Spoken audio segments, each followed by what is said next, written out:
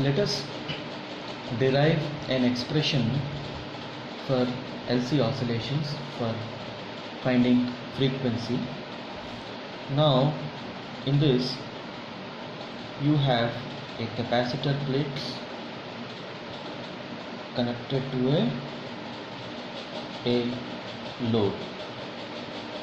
In the previous video we have studied about there is a concept called LC oscillations, where I explained why the oscillations happen, and frequency can be given by 1 by 2 pi root over LC. Let us derive this expression. So the inductance is L, and let us say initially some charge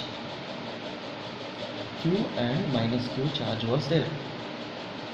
Okay, now Q and Q0 and minus Q0 charge is there. In terms of simple example, let us say that some 10 charge is there, 10 and minus 10 charge is there. So the charge will be provided by the capacitor, and the electrons will flow from one side to the another side. Current will be in the opposite direction. So the charge will be reducing, and when the charge is reducing, the current is actually increasing.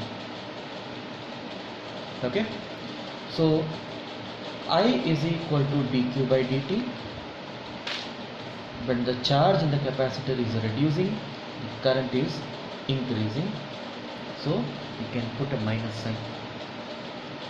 Now for this circuit, by applying KVL,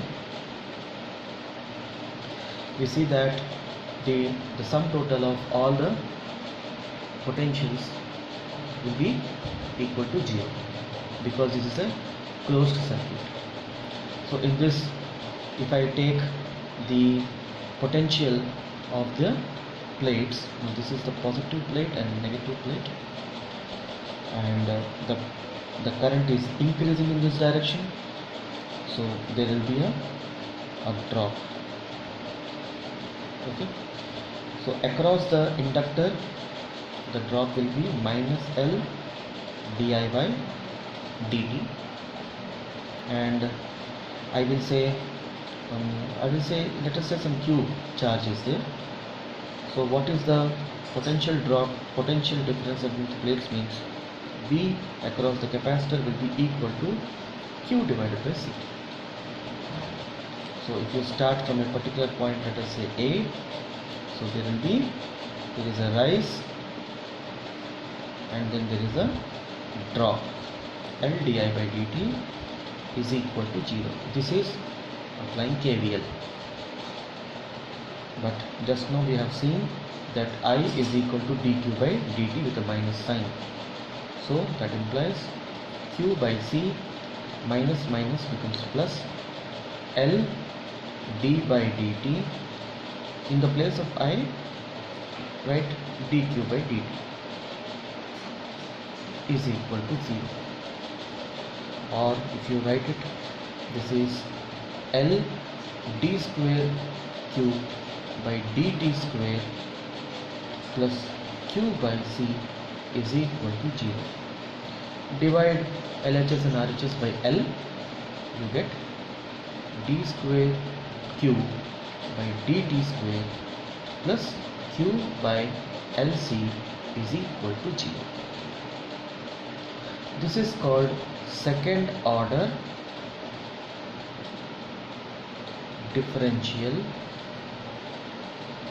equation. We'll try to find the solution of that. Finding actual solution is a long and a complicated process. It's a mathematical process. But this type of equation have we seen earlier? If you remember simple harmonic motion, when you study, you will find a similar equation, d square x by dt square plus omega square x is equal to 0. This is the basic equation of a simple harmonic motion. Now comparing 1 and 2, Here with respect to charge we are talking, there with respect to displacement we are talking. If you compare two similar equations, can I write here variable is q, here variable is x. So if you compare these two, you will find that omega square is equal to 1 upon LC, or omega is equal to root over LC. Let us say the frequency of this oscillation was f.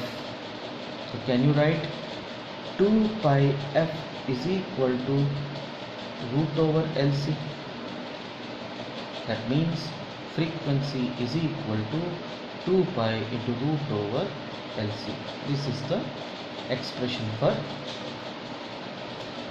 LC oscillations. Once you find frequency, we can find the time period also. Okay, and this is basically a harmonic function. We have seen that the variation in a LC oscillation in a undamped is a sinusoidal curve. This I have discussed in that video.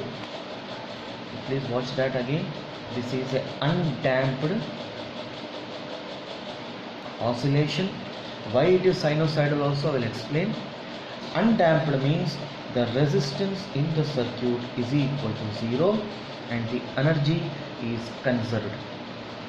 There is no loss of energy. When some resistance value is put, there will be heat losses. I square R, remember? There some heat will be generated. This is the expression for power multiplied by the time, you get the energy losses. But here we are talking about the undamped equation. In this, R is equal to 0. Now we have derived an expression for frequency, okay, but if you see this equation, this is a second order differential equation. It has a solution, okay. So the solution is taken as a cos omega t plus b sin omega. This is the general solution where a and b are constants. Now here we have to solve these constants.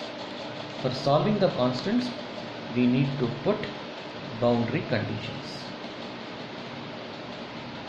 What are the conditions that we can take? So initially, if you see, at time t is equal to 0, at time t is equal to 0, what is the total charge the plates have? Let us say the total charge the plates have is Q0. This is a specific time I have written, but let us say the charge on the plate was some 20 coulombs, 30 coulombs. Then the 30 will become 20, 20, 10, 10, 5 and 0. So the initial charge, let us say it is Q0. So I can write at t is equal to 0, Q is equal to Q0. So t is equal to 0, plug into this. At t is equal to 0, Q is Q0. So Q0 is equal to a cos of omega into 0 plus b sin of 0. Sin of 0 is 0. So cos 0 is 1. So you can write a is equal to Q0. Okay. Now what is another boundary condition we have? Initially at time t is equal to 0, there is no flow of current. As and when the time increases, there is a flow of current. So I can say at t is equal to 0, I is equal to 0. That means dq by dt is equal to 0. So let us differentiate this equation. So dq by dt will be equal to I is equal to a, differentiation of cos omega t is sin omega t with a minus sign, okay, and again this omega will come out, it is omega, plus similarly sin omega t, differentiation will be cos omega t will come out, d by dt of omega t will become omega, okay. and we have defined as I is equal to minus dq by dt. So because you are differentiating, I can write it here as minus I. Okay, now put this condition here at t is equal to 0, I is equal to 0. So this will become 0, and this is minus a omega sine of omega into 0. This is the value. Sine of omega into 0 means sine 0. It is sine 0 plus b omega into cos 0. Sine 0 is gone, and 0 is equal to b omega. Omega can't be 0, that means b has to be 0. Omega cannot be 0.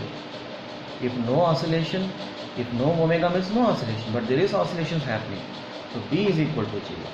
So if you go into the original equation, that is this equation, now we have the values. Q is equal to Q0 cos omega t. This is the solution to this equation.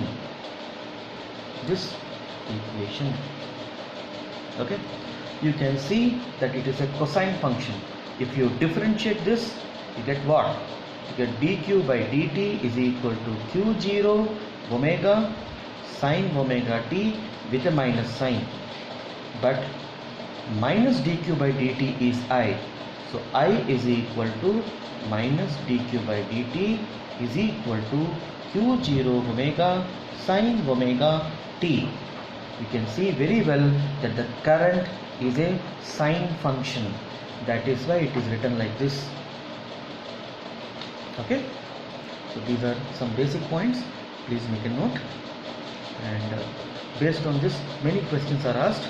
You should understand the procedure very clearly.